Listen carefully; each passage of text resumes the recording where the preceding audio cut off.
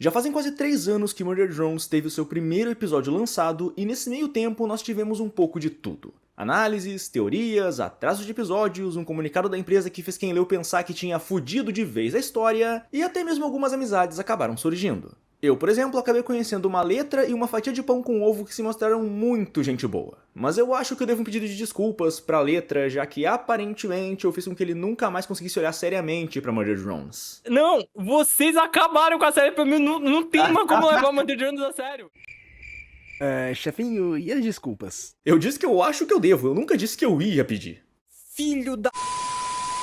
Nesses quase 3 anos, Murder ganhou o coração de muitos fãs, com seus personagens carismáticos, suas lutas pra lá de bem feitas, seus mistérios intrigantes e, é claro, a sua trilha sonora que agradaria até mesmo um panteão de divindades. E por mais que eu quisesse encher essa análise só de elogios, infelizmente nem tudo são flores. A série acabou abrindo alguns pontos que ela não conseguiu fechar com o tempo que teve, além de ter sim sido rushada em certos momentos. Mas isso é algo pra falar ao longo do vídeo. O ponto aqui é que esse episódio não só é o final da temporada, como por hora é o fim definitivo da obra. Então eu tenho que analisar esse episódio pelo que ele realmente é. A conclusão de uma história. E essa conclusão, infelizmente, acabou escancarando alguns problemas de roteiro da obra. Então se preparem, porque essa análise, infelizmente, não vai ser só elogio.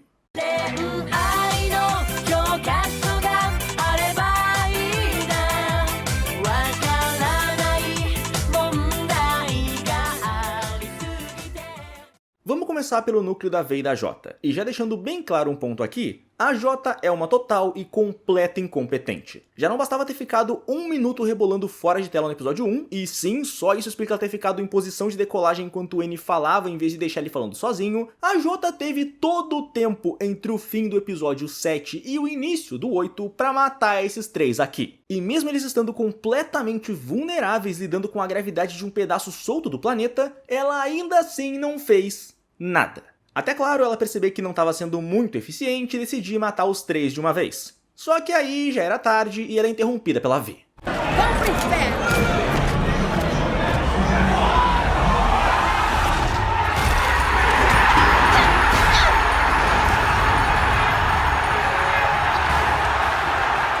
É ótimo ver que a V tá viva e ainda mais com o reforço de combate de um sentinela. Ainda que ele só tenha ajudado um pouquinho nessa cena mesmo. Só que a conversa dela com a J acabou complicando um pouco as coisas. Porque nessa conversa a V deixa bem claro que existia um acordo. Teve que ser feito um trato. Os drones da equipe dela faziam o seu trabalho e o Solver deixava eles em paz. E se você prestou atenção na série, já deve ter uma bela noção do porquê isso aqui é um problema.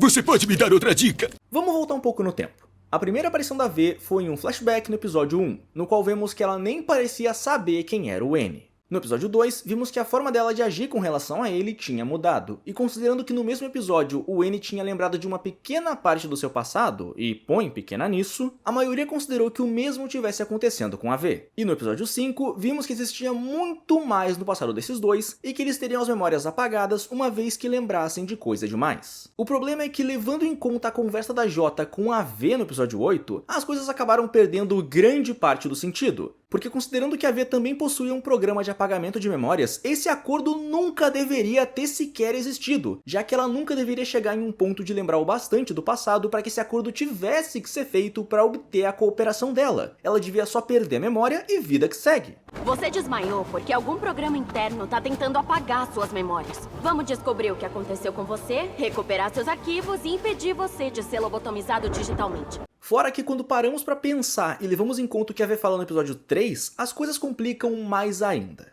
Por favor, o que você... Pelo seu bem que eu fiz isso. Mesmo que você me odeie.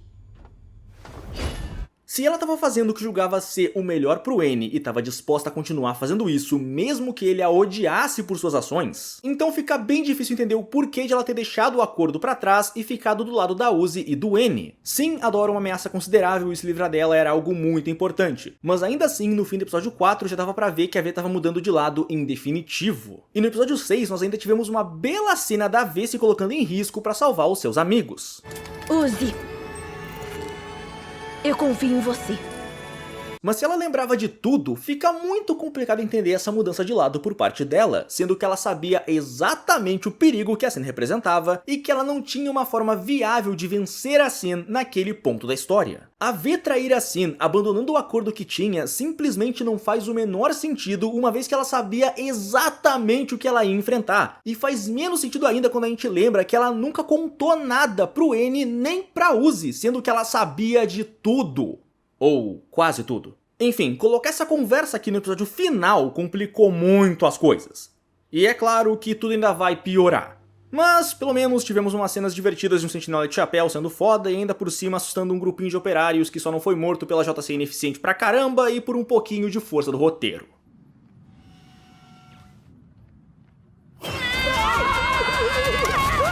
Beleza, tendo visto a J e a V, vamos ver a Uzi e o N. A Uzi ainda tá no espaço por conta dos eventos do episódio anterior, e lá em cima ela se depara com o núcleo da sua mãe, e nós vamos só ignorar o fato de que ela tá falando com o coração decepado da própria mãe, ok? Ok. As duas falam sobre como derrotar a Sin, e a conclusão é até que óbvia. Como o patch de correção foi destruído no último episódio, o jeito é destruir o núcleo do hospedeiro do Solver. No caso, a Sin. E assim que a conversa acaba, o N resgata a Uzi da forma mais heróica possível.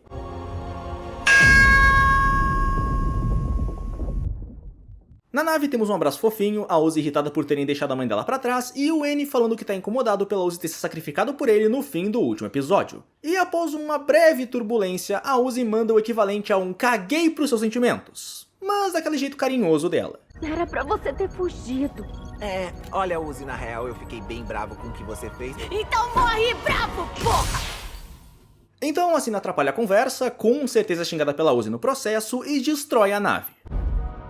Ah o N roubou essa nave aqui da J, sabe-se lá como, e ela ficou pé da vida com isso. Mas tudo bem, porque agora ela recebeu a nave dela de volta.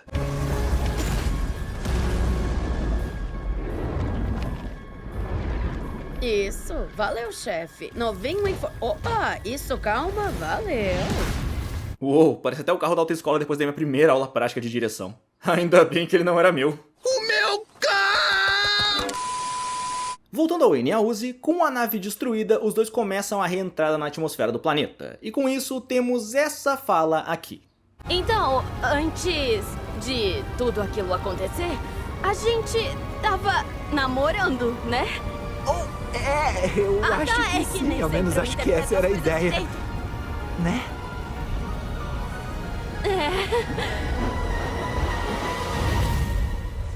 Nus é real, maravilha, parabéns pra quem torcia por eles, e pelo menos uma trama de romance da série foi fechada, o que é maravilhoso. Pena que esqueceram completamente da outra trama de romance que meteram no meio.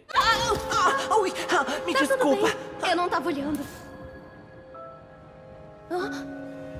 Que fique entre a gente. Eu tenho uma quedinha por ela, mas não conta pra ela. E como eu sei que vai acontecer, pra quem vier aqui falar Nus é real, quebrou a cara, fã de Envy, sim, eu tinha um casal favorito, apesar de gostar muito dos dois, eu preferia N e V. Mas convenhamos que era óbvio que eles não iam ficar juntos. A série deixou tão claro que o N e a Uzi iam ficar juntos no final, quanto a pele do Michael Jackson. Atenção, para evitar possíveis cancelamentos, esta parte do vídeo será cortada por conta do seu humor branco. Não, pera, era o outro tipo de humor. E aproveitando que eu mencionei esse vídeo, vale mencionar que a minha opinião não mudou nem um pouco desde que eu produzi ele. Colocar indícios desse romance só pra nunca dar uma conclusão decente pra ele, nem que fosse só uma conversa dizendo meus sentimentos por você mudaram, é uma tremenda sacanagem. E pior ainda, é tempo de tela desperdiçado. Sinceramente, eu posso ser um tremendo fã do romance do N e da V no Tempo da Mansão, mas considerando a série como um todo, eu preferia que nunca tivessem apresentado esse conceito nos flashbacks e simplesmente tivessem aproveitado o tempo de tela pra mostrar mais detalhes sobre a série, porque isso aqui não serviu pra nada. Foi preguiça de roteiro, roteirista burro ou só vontade de meter uma briga de chips na fandom. Alguém me explica pra que isso aqui serviu, porque aparentemente serviu pra nada. Sério, um conselho pra quem for meter romance em alguma obra que esteja criando: não coloca um romance do passado na história se ele não for levar a nada. Mas enfim, voltando ao episódio 8, durante a queda da Uzi, ela lembra que queria uma estrela ninja no episódio 2, e como ela não conseguiu uma até agora, ela decide que vai se tornar uma entrando no planeta no maior estilo Naruto vs Zabuza.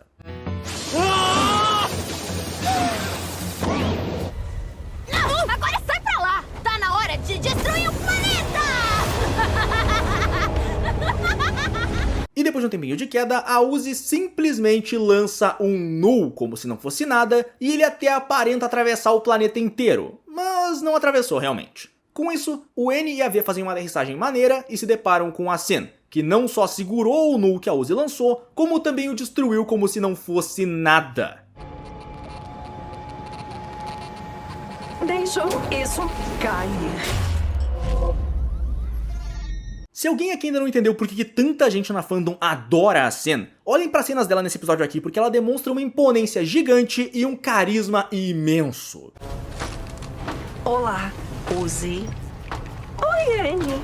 Esse momento aqui, apesar de muito bom, é complicado por um simples motivo. Nele, o N parece estar assustado. E se por um lado isso é compreensível, afinal estamos falando da Sin, por outro, a gente tá falando do N. O cara que quase que a série inteira pareceu ter um tijolo pressionando o seu botão de foda-se. Então ver ele não só assustado, mas tremendo de medo, é algo meio novo pra quem acompanha a série. E ok, a Uzi ajuda ele a se acalmar, só que diferente da Jota, a Sin não espera os dois estarem prontos pra luta. Ela simplesmente parte pra cima, tira o N da frente, decepa a mão da Uzi e arranca o núcleo dela fora como se não fosse nada.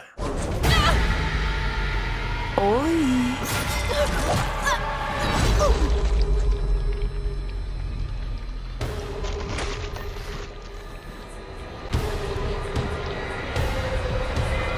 Na certa, o momento mais traumático da Uzi até agora na série. Ainda bem que o N ajudou ela, só que fazendo isso ele tomou o lugar dela na fila dos traumas.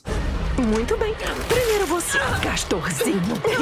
Me deixa entrar, me deixa entrar, me deixa entrar, me deixa entrar, me deixa entrar, me deixa entrar, me deixa entrar, me deixa entrar, me deixa entrar, me deixa entrar, me deixa entrar, me deixa entrar, me deixa entrar, me deixa entrar. Ok, essa aqui foi de longe uma das cenas mais pesadas da série inteira. Ainda bem que ela aconteceu com o N, o cara que se viu decapitado e superou em menos de 5 segundos. Certeza que ele vai ficar bem. Como assim ele não vai? Beleza, nesse ponto a Sin tá a poucos instantes de matar o N. Só que nisso a Uzi lembra que tem os poderes do Solver e usa ele pra tirar o corpo do N de perto da Sin e levar ele pra dentro de um prédio abandonado pra que ele possa se curar em paz. Afinal, ele perdeu a cabeça de novo. Só que nisso a Uzi cometeu um erro bem grave. Ela encurralou tanto a si mesma quanto ao N, dando início à cena mais tensa do episódio inteiro. Mas primeiro, um momento pra ver por que a Sin é tão carismática e tão amada pelos fãs. Oi, Annie.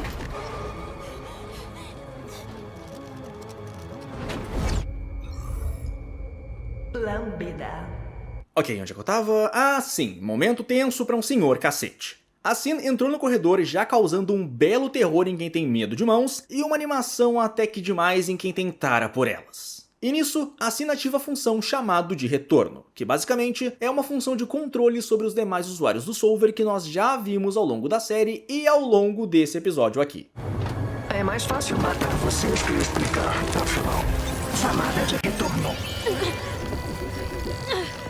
Só que esse aqui foi o ponto em que o chamado de retorno bateu com mais força, porque se a Uzi não fosse capaz de resistir a ele, o seu núcleo possivelmente teria pulado pra fora do peito.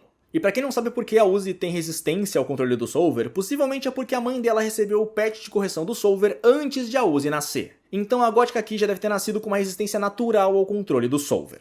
E se nesse ponto a coisa parece ruim pra Uzi, pro N tá muito pior. Porque pela primeira vez na série inteira nós podemos ver ele tendo um ataque de pânico e... Pera, um ataque de pânico? Não, isso aqui é mais um momento problemático desse episódio.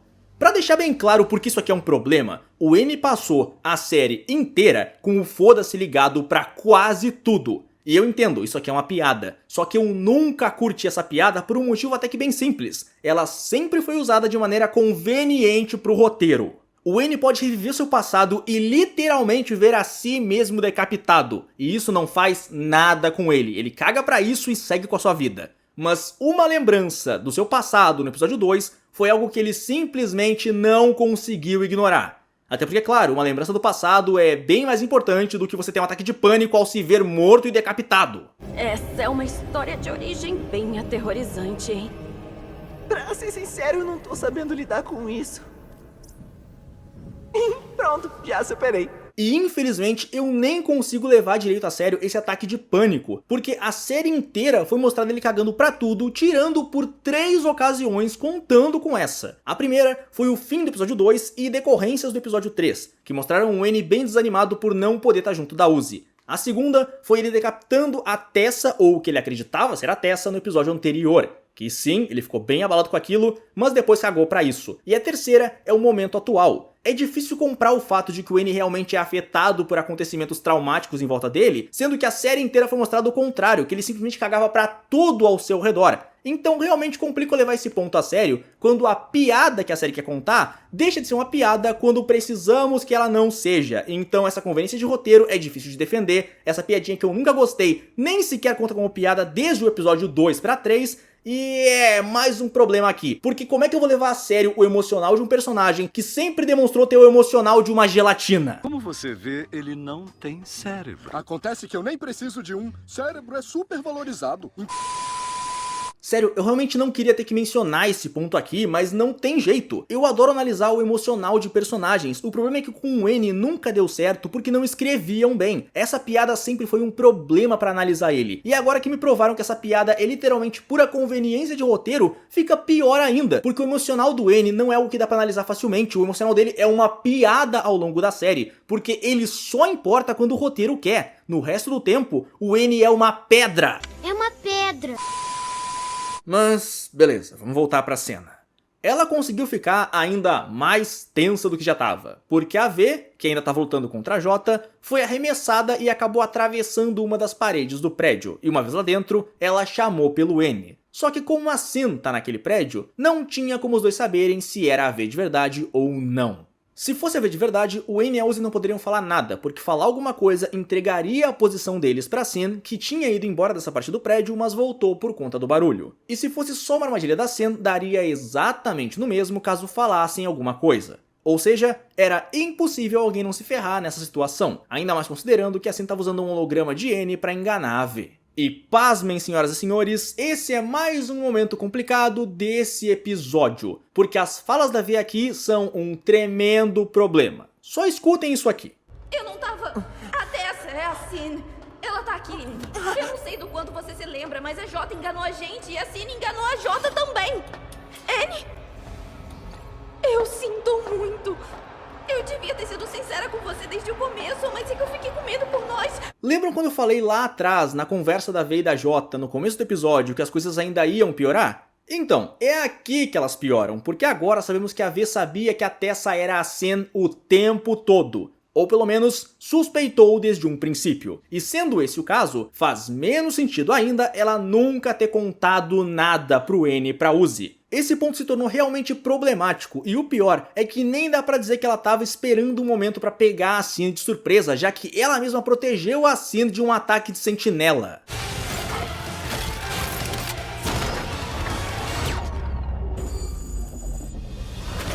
Essa cena é foda pra um senhor cacete, mas sabendo o que sabemos agora, ela simplesmente não tem nenhum sentido. Tem tanto sentido quanto a V ameaçando a Tessa, sendo que ela no mínimo suspeitava que aquela fosse a Sin. Eu posso examinar ela. Você disse que conseguia controlar os sentinelas. Pelo menos eles não conseguem me reiniciar. A gente vai ter que... Faz o que você quiser. Ah, rapaz, tá complicado lidar com esses momentos. Bom, nesse ponto o N decide mandar a V parar, o que por sua vez revela sua localização e resulta na cena arrancando o seu núcleo, arrastando o seu corpo e apavorando a V.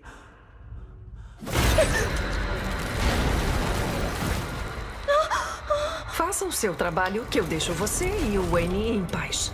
Tá, V? Eu ainda posso. Agora se deu mal, V. Essa ceninha aqui fica ainda melhor em inglês, porque nela a Sin fala pra V que ela fez um trabalho ruim. Mas no fim o resultado é o mesmo, a V fugindo e a Uzi ficando sozinha lá dentro. Hello, darkness, my old friend. E novamente do lado de fora, a V é derrubada pela J, a Sin joga o corpo do N do lado dela e fica pronta pra devorar o núcleo do N. Só que ela não contava com um ataque surpresa de uma porta. Que merda! Eu vou vazar. Pois é, senhoras e senhores, pra quem zoou a minha fala do harém de portas do Khan, olha só uma delas deixando ele orgulhoso aqui, arrancando alguns membros da Sen e salvando a vida do N. Filho da... Boa porta. Boa porta. Eu até poderia questionar o Khan ter um controle mestre de portas, mas estamos falando do Khan, um tarado por portas. É claro que ele teria um desses. É, tem razão. Pior que faz sentido. Com isso, a Sin decide se livrar da Uzi, destruindo de vez o prédio em que ela estava com os tentáculos de luz. Só que nesse ponto, a Uzi já tinha saído de lá para defender os amigos e deixar na hora uma fala que na certa foi para deixar a fandom mais animada ainda com a ideia de um trisal dela com o N e a V. Ninguém vai traumatizar esses robôs bonitões e esquisitões, além de mim. Weirdly hot robots, but me. Hot robots? Está aqui pra querer sexo! E nesse ponto aqui, a Uzi finalmente se torna imune ao chamado de retorno, que resulta nessa cena aqui. E eu sou livre! Filha, acaba com ela! Uhul!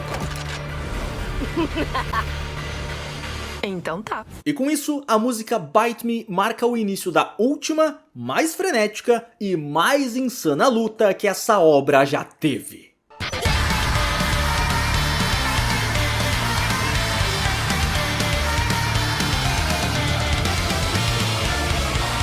Essa luta foi simplesmente maravilhosa. Lâminas, disparos, tentáculos, decapitações, a J sendo uma inútil, como sempre.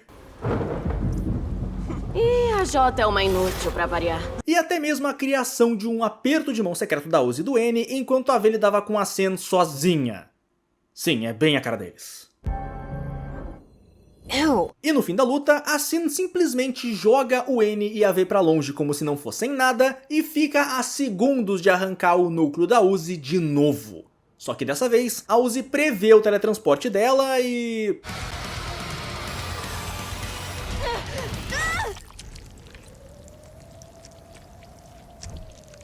Sim, na cagada, a Uzi coloca a mão no lugar exato onde a Sin iria aparecer, arranca o núcleo dela e num estalo de dedos ativa um null que atravessa o planeta inteiro, permitindo assim que o núcleo da Sin seja exposto à sua maior fraqueza conhecida, a luz do Sol. E isso é bem efetivo, até que...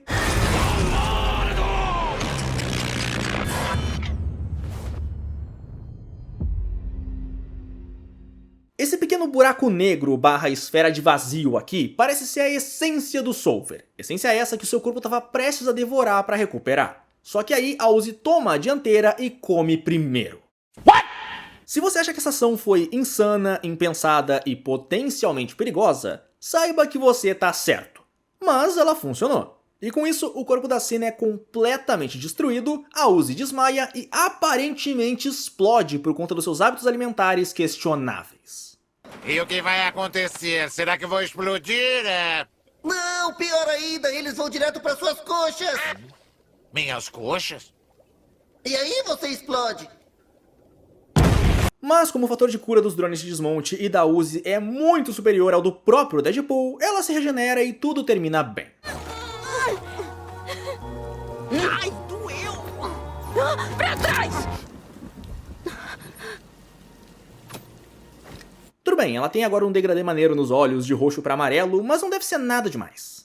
Ah, e quanto aos outros drones operários que estavam na luta, se é que lutaram alguma coisa, vale dizer que eles ficaram bem. Até o Khan, que ia cair e se machucar muito, mas foi salvo pela Nori. E aparentemente tal mãe tal filha, já que ela agiu como uma tremenda tsundere.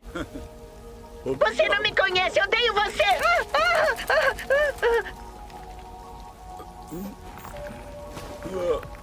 Que gatinha, né? What? Kinda hot? Kinda hot? Beleza, eu acho melhor a gente só ignorar o fato de que ele chamou um coração decepado de gostosa. What the f***? Ah é, e também temos um dinossauro montando em um ônibus boi.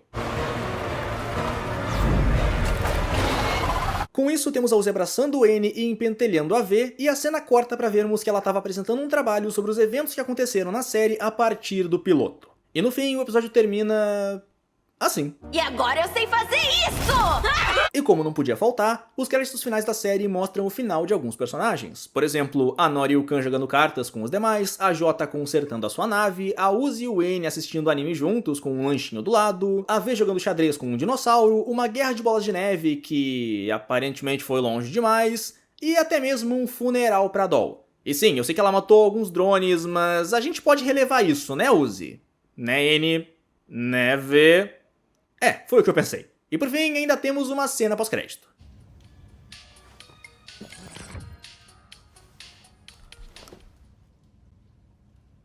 Você tá ótima. Já considerou usar um lacinho, hein? Beleza, vamos ser sinceros aqui. Por mais que esse episódio tenha tido momentos magníficos, ele também teve pontos complicados de se lidar. E eu acho que o mais evidente deles é o caso da Sin e da Uzi. Oi, Annie. Enemy. Desde o começo, a Sin foi sendo construída como uma vilã tão poderosa e tão perigosa que até o fim do episódio 7, a única coisa que parecia representar uma chance real de vencer ela era justamente o patch de correção. Que sim, ela destruiu o pendrive no qual ele estava, mas esse patch ainda existia no sistema da Nori e no sistema da Uzi por herança genética. Então, teoricamente, daria pra extrair, replicar e usar pra vencer a Sin. Mas é aquilo, né? O roteiro esqueceu, deixou de lado, e a Sin teve que ser nerfada pelo roteiro e por si mesma pra não vencer essa luta de lavada. E ao mesmo tempo, o roteiro bufou a Uzi pra que ela tivesse uma chance real contra a Sin e conseguisse vencer. E eu sei que vai ter gente falando que eu tô errado aqui, mas vamos aos fatos. A Sin, em momento algum do episódio 8, lutou com tudo que ela tinha. Afinal, ela foi mostrada como um personagem que gosta de brincar com as presas antes de devorá-las, ou seja, uma tremenda de uma sádica. Fora que, em certos momentos, as reações dela foram extremamente lentas. E eu nem falo de devorar o núcleo do N, mas sim de não ter tido reação alguma no momento em que a Uzi meteu a mão no peito dela.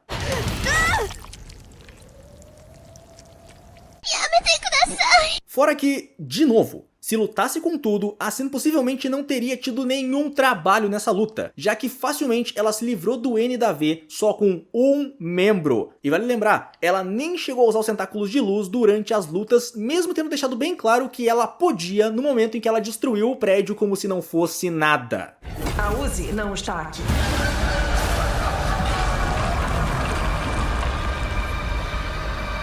E quanto a Uzi, mesmo que ela tivesse aprendido rápido a usar o Solver com o decorrer dos episódios, ela parece ter recebido um tremendo de um buff no episódio final para usar o Nu com tamanha maestria, porque aqui ela usa com muito mais habilidade do que antes. E sim, eu sei, o Nu é poderoso pra caramba, apaga a matéria como se não fosse nada. A questão é, uma coisa é tu convocar na tua frente e até arremessar ele. Outra coisa bem diferente é com um estalo de dedos tu convocar um abaixo de você e fazer ele atravessar o planeta inteiro.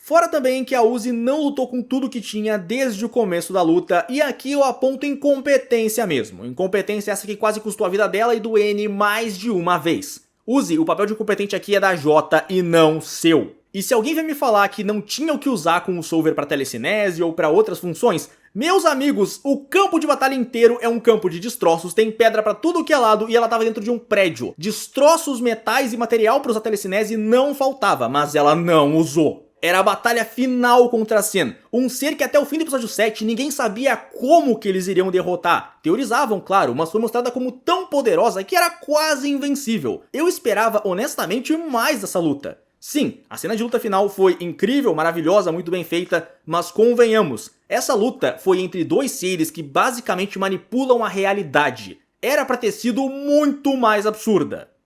Mas tudo bem, aqui eu passo um paninho por um simples motivo. O orçamento do episódio ia sair uma fortuna gigante dependendo da luta que fizessem. Então, esse ponto aqui, dá pra relevar por questões de orçamento. Rapaz, quanto é que isso vai me custar? Aqui tá a conta.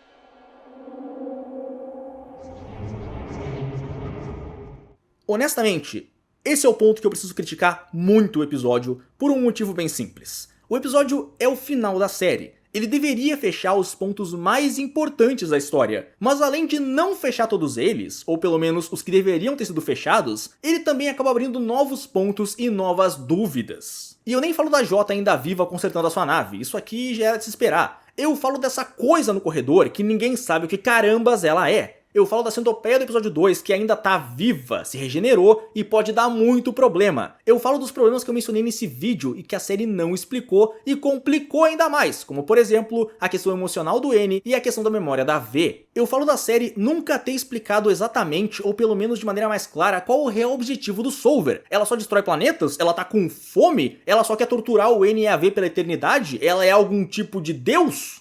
Tudo bem, isso aí a gente meio que já chegou perto de entender o que ele é, uma singularidade, um ser único. O vídeo do Blachit explica melhor, mas aí que tá o ponto. Faltou explicar até coisa sobre o vilão principal da série. A série se preocupou em explicar algumas coisas que não eram tão necessárias, como por exemplo, como robôs se reproduzem.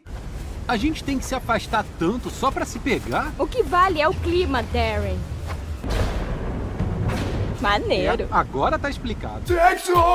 Mas não se preocupou em explicar de maneira mais clara qual o real objetivo do Solver. Teve que vir teoria e interpretação muito profunda pra gente conseguir entender possivelmente o que essa coisa é, porque certeza ninguém consegue ter. E falando no Solver, vale lembrar, essa desgraça não foi derrotada completamente, ela continua viva e no corpo da Uzi. Possivelmente o patch no sistema da Uzi é tudo o que segura a cena atualmente. E se em algum momento ela tomar o controle do corpo da Uzi, é fim de jogo pra todos em Cobre 9. Será o fim! O fim!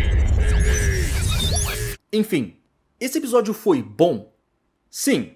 Em questões visuais, musicais e técnicas. Esse episódio foi maravilhoso nesses quesitos. O problema mesmo é o roteiro, que tinha coisa demais pra fechar e acabou não conseguindo, fora é claro acabou abrindo novas dúvidas. Honestamente, eu esperava mais do fim de Murder Drones, e infelizmente o final acabou sendo um tanto quanto, pra não dizer bastante, decepcionante. Eu esperava mais, e pra uma série como essa, pelo menos fechar um ou outro ponto importante era o esperado, mas não aconteceu. Eu sei que a série se baseia muito em suspense, terror, e às vezes é bom não saber de tudo sobre séries assim, eu entendo e eu concordo. A questão é que alguns pontos da série tinham que ter sido explicados e ainda assim não foram. De novo, explicaram que drones macetam uns aos outros, mas não alguns pontos importantes sobre o próprio Solver. O que sim torna ele mais aterrorizante, mas ainda assim tem seus problemas. No ponto atual, eu infelizmente não consigo recomendar Murder Drones pra ninguém por conta do seu roteiro. Tem falhas gritantes e se alguém que for muito crítico com o roteiro olhar essa série, vai ter quase que um ataque cardíaco. É só olhar pro Pankovo que quase morreu vendo esse episódio.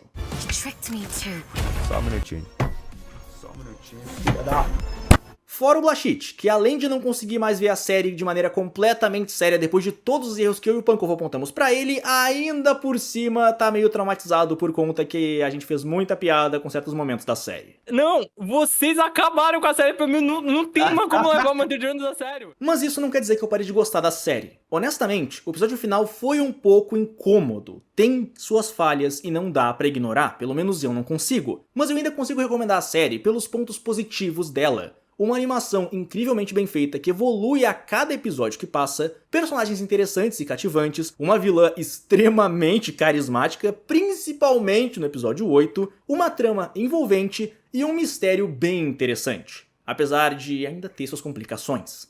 Eu não deixei de gostar de Murder por tudo que aconteceu, eu ainda amo essa série e eu me diverti muito nesses quase 3 anos acompanhando ela. Eu tenho história com Murder Drones, querendo ou não. Foi o primeiro caixinha indie do canal, foi uma série que me fez conhecer novas pessoas, no caso Blachit Pankovo, e foi uma série que eu comecei a ver e terminei de ver junto com o Fênix. Agora contigo. Eu tenho que seguir pra ver ele, eu não consegui. Droga, minha bunda começou a passar do Luke, ele tá segurando lá em cima.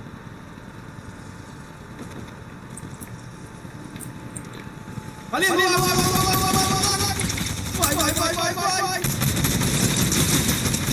Ah! Sim! A coroa, vou pegar essa coroa. Ah, não posso pegar? Não é possível que eu já tenho. Aguenta essa, Victor, é o mais acessível que a gente já teve. Essa aqui eu vou salvar. Manda pro YouTube.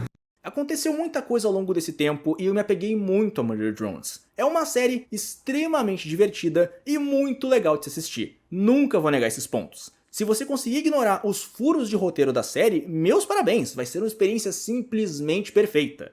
Mas infelizmente eu não consigo. Amo a série, mas não nego suas falhas. Falei isso sobre Hazbin Hotel e falo isso agora sobre Murder Drones. Eu nunca vou deixar de gostar da série. Apesar de suas falhas, ela é incrível, maravilhosa e, acima de tudo, extremamente divertida.